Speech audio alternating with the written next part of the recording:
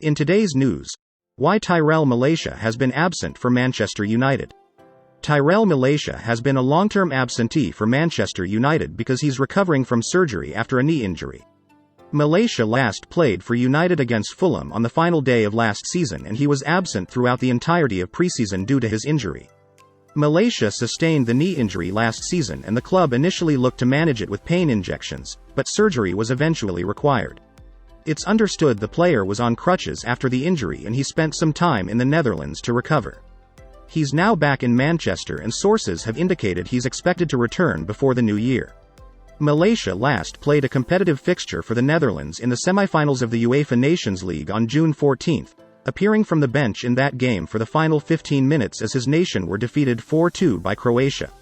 United signed Sergio Reguilón on loan from Tottenham on deadline day because of injuries to Luke Shaw and Malacia, but the loanee recently picked up an injury himself. In more news, Jadon Sancho's closest friends at Manchester United believe he is in the wrong in Erik ten Hag feud. Manchester United will listen to offers for Jadon Sancho in January if the winger hasn't ended his first-team exile by apologising to Erik ten Hag by then. Sancho has been banished from the first-team squad and barred from the facilities used by the senior pros at Carrington since a social media post accused ten Hag of lying about his training performances nearly 7 weeks ago. The 23-year-old has taken the post down but refused to apologise for its contents, which came immediately after ten Hag had explained his absence from the squad for a defeat at Arsenal was down to a lack of quality in training. There is no sign of the impasse ending, despite Sancho's closest friends in the United dressing room imploring him to end the feud by saying sorry to his manager. His teammates have told Sancho that he is in the wrong and should apologise, while ten Hag and football director John Murtough have explained the route back to the first team to the £73 million attacker. But Sancho is stubbornly refusing to say sorry, and with the January transfer window coming into view, his career at Old Trafford might only have a couple of months left to run. There was interest in Sancho from Saudi Arabia on their deadline day in September, but the player had no intention of moving to the Gulf state at this stage. When the European window reopens on January 1, there could be more interest in the player if he remains an outcast at United, who will listen to any offers if that is the situation. A source said the situation was in Jadon's hands now, and that ten Hag was determined to stick with his principles and raise standards and discipline within his squad.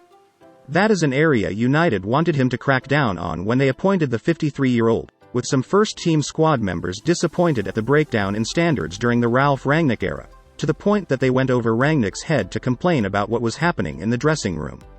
Ten Hag dropped Marcus Rashford to the bench at Wolves last season after he was 30 seconds late for a team meeting, while Cristiano Ronaldo was suspended for a game for refusing to come on against Tottenham and then had his contract terminated following his interview with Piers Morgan. Ten Hag also refused to play Alejandro Garnacho on tour after he was late on at least 2 occasions. Ten Hag's crackdown on standards and discipline has been compared to the process Mikel Arteta went through at Arsenal, when senior professionals were eventually sold or released, including Pierre-Emerick Aubameyang, who Arteta axed after repeated lateness. Sancho had been in hot water for his timekeeping as well, but the social media post was a crucial factor in the decision to banish him from the first-team squad. He is now using the academy facilities at Carrington and has to get changed on his own and with the door locked due to safeguarding issues at a facility that includes under-18s. On injuries, Manchester United handed Jonny Evans injury update. Jonny Evans is expected to be fit for Manchester United's trip to face Sheffield United this weekend, despite suffering an injury scare while away on international duty. The Northern Ireland captain was seen limping heavily in the closing stages of their 1-0 defeat to Slovenia on Tuesday night, having already received treatment in the first half of the match. Evans appeared to be in some pain after taking a blow to his foot in the final minutes of the match, which could have added to United's already worrying injury situation. However, speaking after the match, Northern Ireland manager Michael O'Neill issued an update on the United defender and eased concerns about any serious damage. "He's obviously hobbling a bit. I think the same foot got stamped on 3 times, he told reporters after the defeat. So he's had it pretty badly. I think he's fine. He'll be okay. It is one of those where he'll wake up in the morning, and I imagine it'll be pretty sore, but there's no sort of real damage or anything as far as I am aware." United will hope Evans is fit enough to travel when they face Sheffield United on Saturday night, with Erik ten Hag's side already short of defensive reinforcement. Fellow central defender Lisandro Martinez is sidelined with a foot injury, and Raphael Varane missed the Brentford match due to a minor issue. United might need to play a centre-back at fullback again this weekend, with Aaron Wan-Bissaka, Luke Shaw, Tyrell Malacia and Sergio Reguilon all recovering from their respective injuries. In other news, Premier League announces huge TV deal change set to impact Manchester United. The Premier League will make around 270 matches available for live television broadcast as part of a major revamp to the sale of match rights that will impact Manchester United.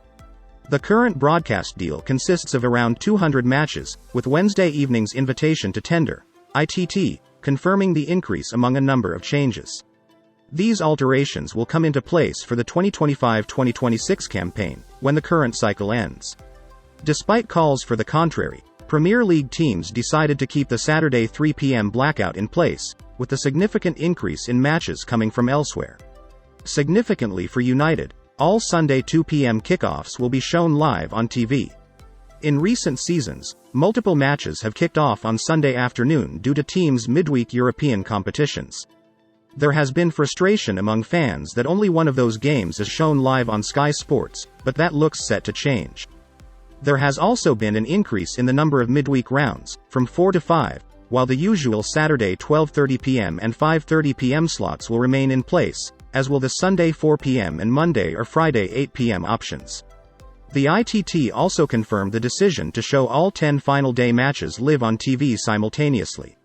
Having always secured deals in a 3-year cycle, the Premier League will break tradition by trying to secure 4-year terms with broadcasters. This is Arise United Devils. If you enjoyed this video, smash the subscribe button and hit the like button and the notification bell so that you are the first to receive new videos when they drop in this channel.